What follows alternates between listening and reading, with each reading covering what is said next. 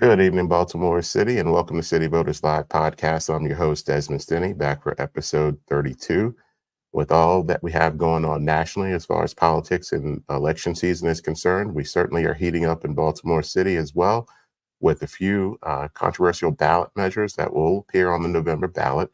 We're here tonight to talk about one of those measures, Question H. We have a few special guests that will help us debate both sides of that topic. Stay with us while we pay some bills, and we'll be right back to discuss those issues.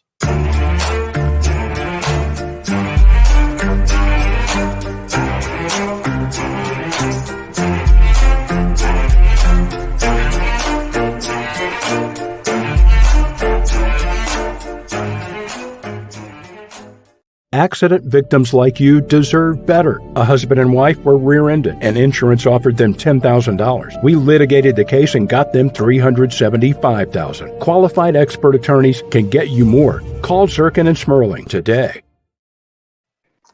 And thank you for being here on City Voters Live. Tonight we have with us Jovani Patterson, who is the founder and organizer of PEACE, the People for Elected Accountability and Civic Engagement. Thank you for joining us. As well as the presumptive next city council president, current first district councilman Zeke Cohen, who won the primary back in May. Thank you for joining us tonight, Councilman. And no, thank you. Appreciate you having me on. Excellent. One of the measures that we'll have on the ballot in November, I can't remember how many signatures it received on the petition, is the Question H, which seeks to reduce the number of council districts in Baltimore City from the current level of 14 down to 8 council districts, which means we would have, by all practical means, 8 council people rather than 14 going forward.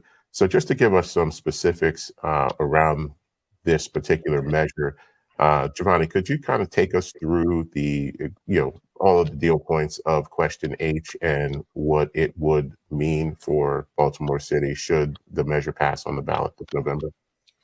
Yeah, sure. So, Question H came about, as a result of some of the work we were doing last year, and as a result of term limits in Question K. We just try to keep engaged with members of the community. So we held, kind of a series of, meetings around the city, and just kind of asking, people what's important, and generally, quality of life issues, responsiveness, and, kind of understanding what Baltimore is, as a corporation that should be working in the interest of its shareholders, aka the voters.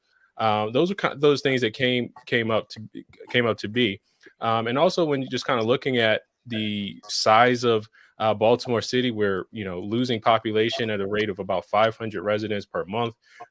Yet our council, has maintained the same size, and as a matter of fact, looking into fiscal year 2025, is looking to increase, their budget another 10%. And when you ask where does that money come from, it comes from the people, the taxpayer. This is who funds government.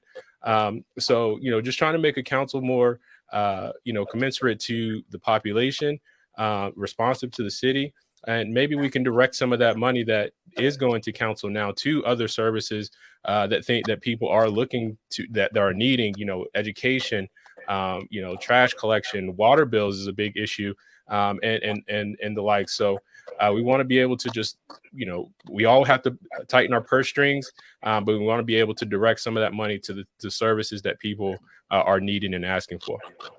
Understood, and thank you for that. Councilman Cohen, someone who just is coming off of the heels of a fairly intense citywide race where you ran for city council president, the Democratic nominee for city council president successfully. You got to talk to many of the same voters Jovani's mentioned in his remarks here, and he says that the Question H arises out of feedback that he received from the voters. I'm sure you were out there talking to voters. What was the feedback that you heard?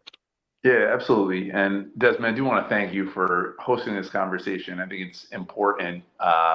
This is the only opportunity I think Jovani and I have gotten to have a debate discussion. And I think just for civic discourse, it's a good thing. We should have more of this. And so I appreciate you, filling in, doing the civic duty in having this conversation. Look, yeah, I had the great pleasure of getting to speak to thousands and thousands of people across the city of Baltimore, every corner, every neighborhood. We were a campaign that took a lot of pride in our field operation. And for those that are not versed in campaign parlance, that means knocking on doors. That to me is my favorite part of a campaign. It's not fundraising. It's not, doing TV advertising.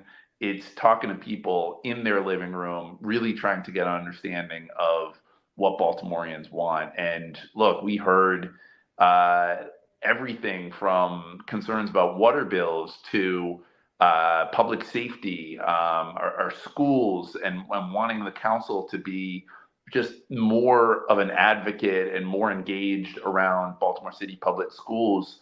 What I did not hear a single time in the thousands of doors I knocked on was, I want less representation, or I want less city council members. In fact, I think that Baltimoreans take a lot of pride in their connection, their relationship with their city council person. Even if you don't love them, you don't even like them, just having that access, having that proximity, being able to pick up the phone and call, and if you're mad, yell at us. If you're happy, give us a hug. People want to see their council member. They want to smell their council member. It's one of the things that I think makes governance in Baltimore really special, is people's relationship with their city council member. And I just want to, while we're having this conversation, just stay in the lane of reality. And again, I appreciate Jovani. I appreciate Mr. Patterson and the voice and the critique that he brings, but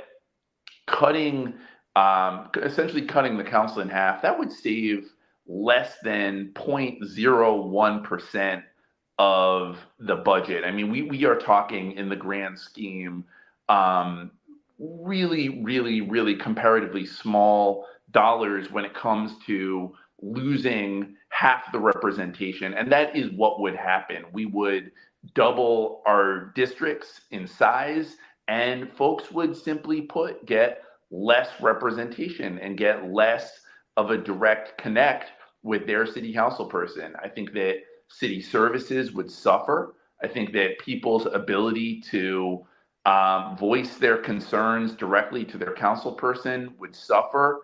And so I think this is the wrong approach. And again, when I just went out last weekend and had some conversations about this in Northeast Baltimore, not a single person I spoke to felt like this was a good idea.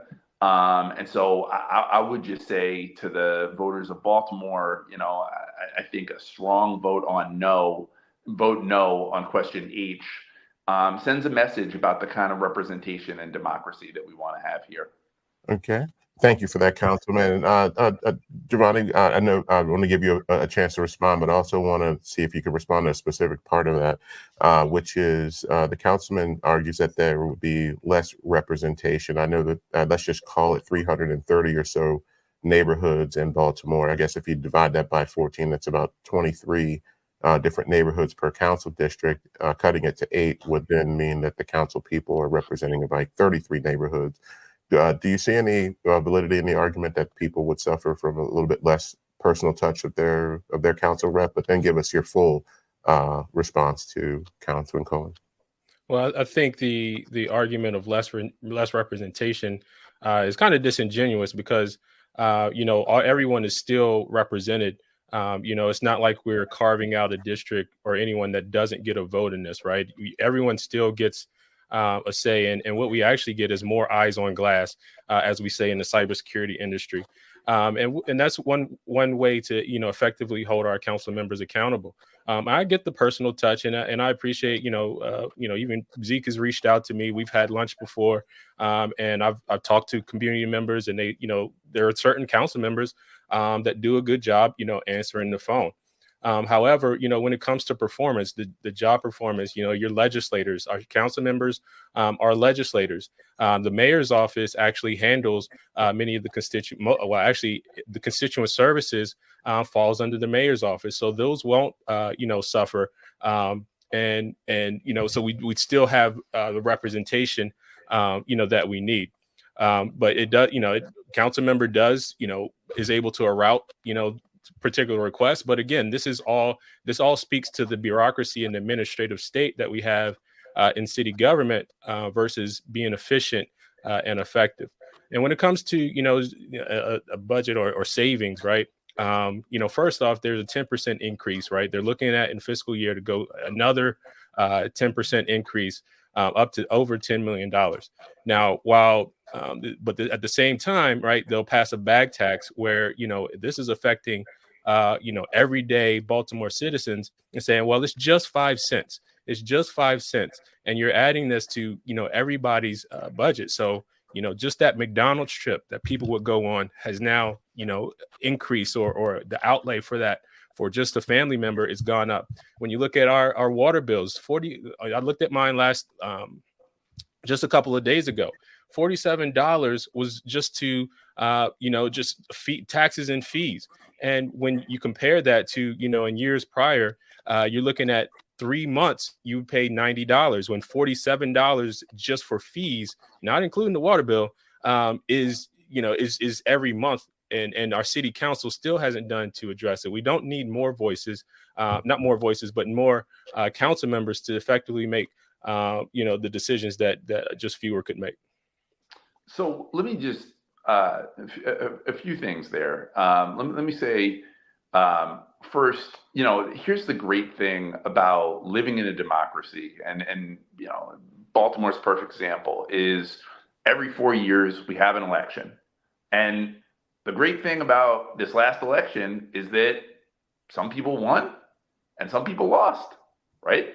I don't get to be city council president if an incumbent didn't lose his position.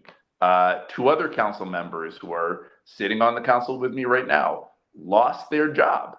That to me is the accountability. That is what the hammer that voters hold when they feel we are doing an inadequate job. To me, there is no correlation between a bag tax or fees on water bills and having less city council members. And I think that it is really important to just again point out that we just had an election. Accountability, I think to me, I heard it loud and clear. The message that I took out of that election is that some of my colleagues are not going to be serving with us in the next term. And I don't know what happened in their districts, but I think their voters sent a really, really clear message. I think that what happens if we lower the amount of council members is, again, folks will have less access. We will represent close to double the amount of people. Special interests will have more of a foothold with the city council, less members. And I think, again, for folks that may not have great relationships with folks with money, I think it becomes harder to run for office. In this last election, we saw a guy named Zeke who ran on public financing, and beat an incumbent who had a lot of money in his bank account. And I don't think folks saw that coming. I beat the city council president, Mark Parker, who I actually ran against previously in 2016, won in my district. Jermaine Jones beat Robert Stokes. To me, our system of accountability is elections, and elections have consequences. And I read the tea leaves.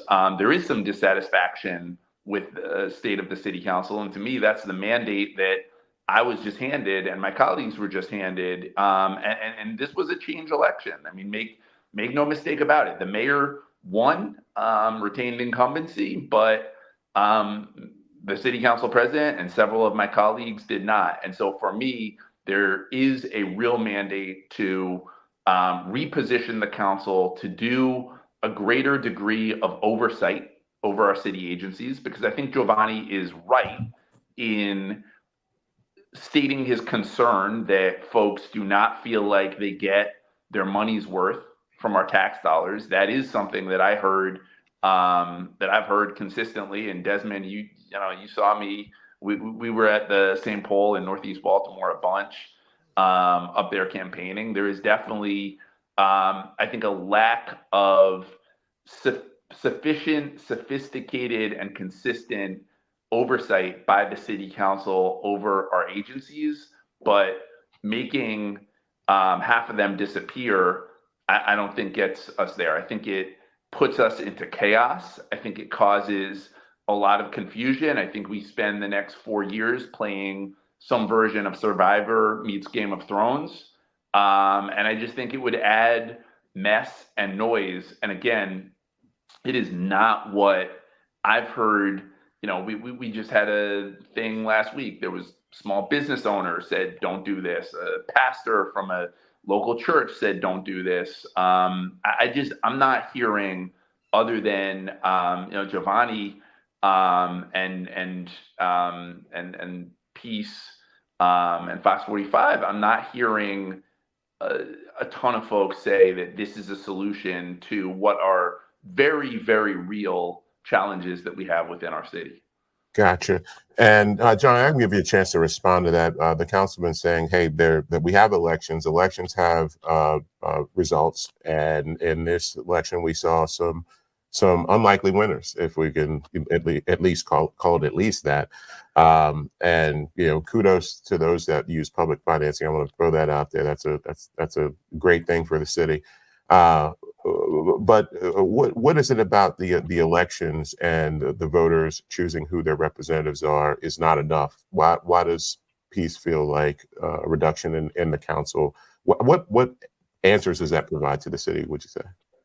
Well, again, it's commensurate to the population decline. That we're effectively a bloated and overloaded government, and we'd like to use our council to streamline some of those services. And I agree with them. There definitely effectively needs to be more oversight, but that needs to be a focused, strategic, viewpoint. Now, I disagree by painting this kind of situation of doom and gloom. Because I think when you have qualified and quality candidates, right, we figure out how to get the job done. And I don't understand why the taxpayers are constantly being required to fork out more money, especially with you losing 500 residents per month. That's business revenue, that's tax revenue, and all of this goes to fund a system that's effectively shrinking. So instead, not the system's not shrinking, but the government is growing and requesting more money rather from the citizens. But that's really what we're trying to address here. And the other point is we talk about democracy in action. We have a petition process, right? This has been outlined in our charter, in the Maryland charter, as a way voters can have their voices being heard as well. So when we're saying like this, it's a threat to democracy or against democracy, I think that's a mischaracterization, as well as I've heard some of our elected officials say.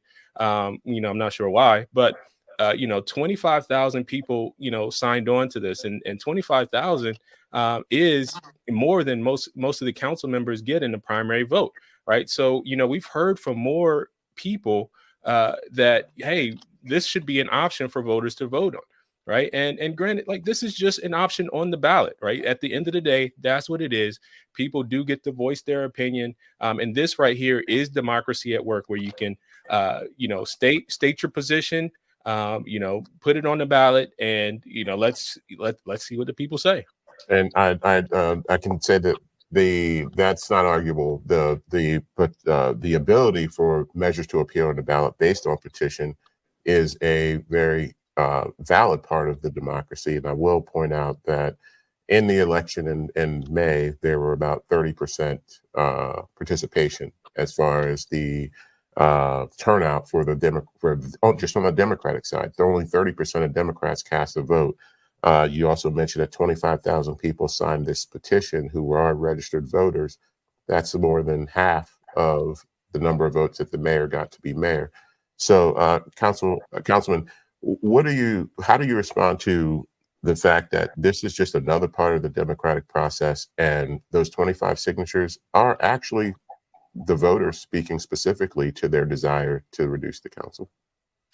Yeah, look, I think you can pay people to stand around and collect signatures on a whole lot of issues. And you know what Jovani's group has proven is that if you pay enough people to do it, if you spend close to $500,000 to do it, you can get people to sign up. I think that is a reality. And look, I'm not out here saying that's against the democratic process. I think is that the best use of someone else's money? That's for the voters of Baltimore to decide. But to me, it's less about the process, although I think it is worth asking some hard questions about the balloting process too. But to me, it's more about, again, this idea of cut the council in half and we're going to somehow get better services or less taxes or something, just doesn't hold water. And so I think that's the part that I would, again, most vociferously push back on is, look, I think voters just gave me and my colleagues a mandate to do the work. And what I'm asking for, Cindy, your listeners, is vote no on question H. Let us do the work. Let us, take a hard look. And look, I want to say this too, which is, one way or another, I want the council to utilize best practices, to look at other cities across the country. I was just at a convening in Washington, D.C. The National League of Cities brought together city council presidents from, I think it was like 20 of the biggest cities in the country. I want us to take a look at where we stand in terms of population versus the amount of council members. I want us to be data driven. I want us to be looking at best practices across the country. I think that Baltimore, it's an amazing place, but sometimes we don't look outside for great solutions. And I think there are good solutions. And so this is something that one way or the other, I intended to put together a committee or, just some council members to take a look at our current makeup and whether it is most advantageous. I will also note that the Charter Commission met, discussed this issue, and recommended, I think it was cutting it down to 12 council members. And so again, I'm not clear how we got from their recommendation, and they did study it. They did look across the country. They did look at best practices. They did look at similar sized cities and, cities that have lost population. And I think they arrived at 12. So I'm not sure how we got to 8. But again, I think for me, the message is, do we have challenges as a city? Yes. Do we have a lot of work to do to reverse population decline? Absolutely. I think we are starting to see more of a leveling, less of a hemorrhaging of population. But for me, that's not good enough. Baltimore needs to grow. It needs to boom. It needs to develop. And it needs to retain the working class that built this city and that have been there through thick and thin. And that frankly, some of our other sister cities have struggled to do. Like I said, I was in DC. DC is great. It's booming.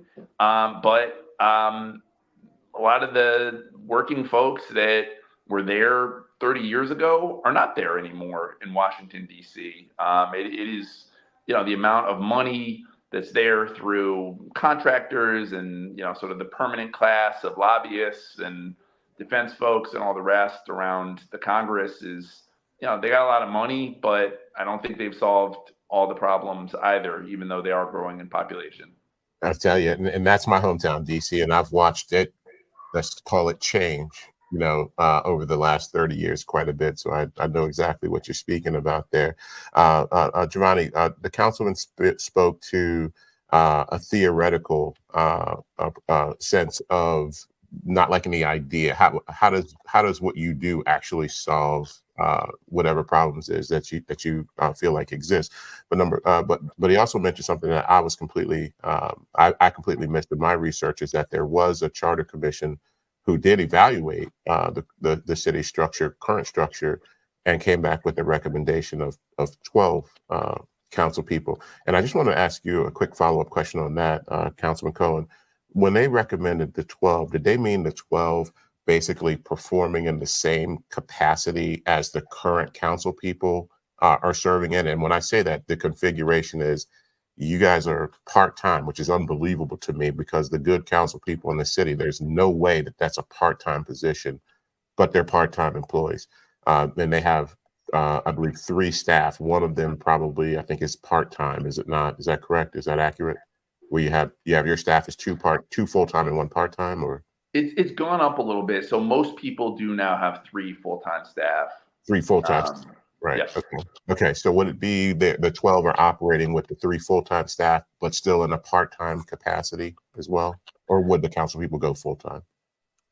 That's my understanding. But again, I think if we're going to have a really honest conversation about the best configuration of the Baltimore City Council, I think all of it should be on the table, right? Washington, D.C., again, I was just there. They have, I want to say 8 full-time staff for each city council member. Right. And their salaries are, I think it's like 130 to 150,000. Most council members at this point, I think, get paid. And Baltimore City is. Say again. Baltimore City's. What do we pay our council people in Baltimore City? So it goes up every year, but it's around $73,000. Okay, for the part-time. Got it. Okay. I think the Charter Commission, which again is folks who love to nerd out over issues big and small in city governance, really should take a hard look at whether having council members serve in part-time capacity is the right approach, whether our salaries make sense, whether the staffing model makes sense. I think, just operating with a scalpel as we think about, where we should be as a city, as we position ourselves, not just for next year, but for 5 years, 10 years, 15 years in Baltimore, as we look around that curve and know that given where we are geographically positioned, given the incredible assets that we have in our city, some of the best hospitals, universities in the world, incredible cultural institutions, great restaurants, food scene, small businesses, amazing neighborhoods, amazing communities, that we will rebound. We will become the next great American comeback city. I am absolutely convinced. And I think we should be thinking about what that needs to look like, and not just doing this thing of constantly making it harder and harder to govern in this city. That's my view. That's, again, what I'm hearing when I'm knocking doors. But maybe Mr. Patterson heard something different. And Jovani, sorry, I wanted to get to you on as a response, and thank you, Councilman Cohen. I wanted to get back to you on that, where the commission came up with 12. How did you guys arrive at eight? And is it? Let's get to more technical aspects of your piece of legislation. Would the 8 council people remain in the same capacities as they are now with the same number of staff? I haven't learned about the nuance of the legislation other than that it's going from 14 to 8. Could you provide? Right.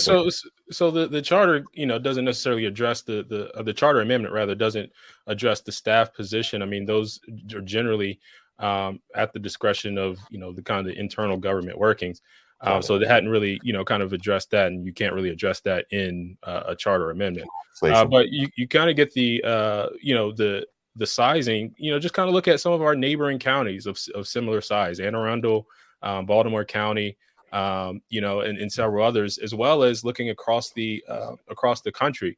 I mean, like Portland and If you want to include San Diego, which is a city twice the size of us that has, quite a few less councilors than what we even proposing. And if you look at a large city, when you talk about per councilman representation, even a city like New York would still be higher than ours at the proposals that we're offering here. So when you kind of compare sizes, you kind of ask the question, why do we need to maintain the status quo and where we are? And why can't we, reduce and become a little bit more lean, more efficient? And I think, there's this kind of phrase that, most people don't know how government works. And a lot of our politicians do use that phrase. And I think it's true, but for the wrong reasons. Again, we have this, and I've sat down with Zeke, and, he kind of explained, he's the one kind of explained this to me, where you have all these various inner workings within government, that it does take a time to learn to navigate through that. Well, the people need responsiveness. We need counselors that are focusing on streamlining this, and we need counselors that are willing to step up and hold the other agencies accountable. Right? We have 3 branches of government, and this is the part of government that I do think people do understand, is that we have the 3 branches of government: the legislative, executive, and judicial, and there's responsibility there to hold each other accountable. Right. And we claim about what power each agency or each branch has or doesn't have, when we're not necessarily leveraging the abilities that we have today. And, if we want a more effective, more streamlined city, I think we, address our city council, and let's just start there. But here's the thing, though. So Baltimore County is, as both the gentlemen on this call know, going up. They're in the process of expanding their council because of a feeling that it's not representative, that democracy is not being well served in the county. And there's several cities across the country that have proportionally. Are they going to 14?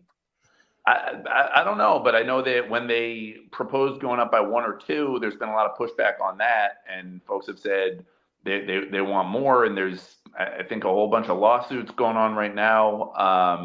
I just know that there seems to be a real demand in Baltimore County for more representation. I look at the city of Indianapolis has, I think, almost 40 council members. Seattle has significantly more council members. Chicago, and again, proportionally, even per district, they represent less people. I just think that, to me, you are not going to get a better product when a person represents more people. It's why, I think, people don't always love their congressperson. I mean, So are we getting a good product now, Zeke, is what I'm asking? No, I mean, so that's why I ran for council president and won with over 50% of the vote. But your council now, right? Like there's a lot of politicians, and this is why I get frustrated with politicians, is because it's always, I need the next position. I need the next position. And I granted, I get it. Like your district was the only one that's grown in Baltimore City, but our city is hemorrhaging. But no one stood up for that. No one's standing up and fighting for the schools. No one's standing up and saying, hey, we got to do something, with our education, with our crime. No one's saying that we need more streamlined services. Why is it that certain neighborhoods within certain council districts are getting better service than other neighborhoods within the same council districts? Right. But it's all about and we're talking about representation, right? A lot of our elected officials are beholden to their, small number of votes that they need to get, and then are gone. We need more eyes on glass. We need more eyes on glass, which means more people looking at these individual council positions. And the CE part of peace is civic engagement. And this is where, we're no longer saying, we're expecting council members to do everything, because I understand being a councilman is a tough job, right? And I think you guys take on a lot more than what you're supposed to, right? So the civic engagement part is, hey, Baltimore citizens, we got to do our part just as much as we're requesting the council and other members of our government to do their part, right? But it doesn't take bigger government. It takes a more streamlined and focused government. Why don't I see you engaging around, like, the plan to reduce vacant homes that, I think first time in my time in city government where I've seen administration, the business community through the GBC, and the religious community through Build working on a thing together. And I'm seeing a level of civic engagement, civic participation I haven't seen in, since maybe they did College Bound a long time ago. And again, the business community and the administration came together. Like, I don't see you all participating in that. What I see you doing consistently is attempts to diminish and in some cases demolish, like this one, local government. And respectfully, I ran on three things: city services, schools, and safety. And I won with 51% of the vote. There were why haven't you addressed those things now? Though, is what I'm saying, Zeke. Why haven't you addressed those things now? Let me finish. I'll let you finish. There were two other pretty strong opponents in my race. There was an incumbent who I beat, and there was former council member Shannon Sneed, who I also beat, who had been a lieutenant governor candidate and people knew and respected. I won on those three things. I said we need stronger oversight over city services. We need to be more leaned in. I'm a former public school teacher, and I have kids in our public schools. The education that, not my kids are getting a great education, but that too many children in Baltimore are receiving is inadequate. I want specifically universal pre-kindergarten on the one side and access to careers and or college on the other side, and we're not doing enough of either. And I spoke about safety, and I spoke about the mental health crisis. I've partnered closely with Ivan Bates, our state's attorney, who I was the only council member that endorsed, and I think he's doing a wonderful job in rebuilding an office that was broken when he took it over. I think there is enormous good that can be done in the next 4, 8, 12, 16, 20 years in the city of Baltimore. But to me, it's about how do we all work together instead of trying to cut institutions in half. Like, what are the wins that we can get as a city, as a community? I've seen you go after recall elections. I've seen you go after term limits. I've seen you now try to cut the city council in half. What I have not seen peace do, and maybe this is the part that I missed because it doesn't get on TV, is I have not seen you all play a constructive role in actually rebuilding institutions in our city. It's real easy to tear them down, to tear down city government. And some of that's fair. And again, like, critique is always good and constructive. But where I would love to see peace or any of our civic advocates, and I do see it right now with Build and with a lot of these groups, is, let's go after affordable housing in this city, which is about to be a crisis, which so many other cities are struggling with. Let's go after the vacancy crisis. Let's go after the taxes in our city. Like, I think, to me, there is a real space for you all that isn't just cut and like level and create chaos and confusion within government, and that's where I'd love to partner with you at some point, because I think you're smart and savvy, and but I think the energy is all directed in this one direction. And I think we can certainly have a follow-up show about the role peace could play in local politics. But today we're talking about Question H, and I wanted to just point out a couple numbers. And Baltimore County, as was brought up, each council member, and this is just in from Justin Silverman over at Councilman Patoka's office, each council member currently represents about 122 to 123,000 people.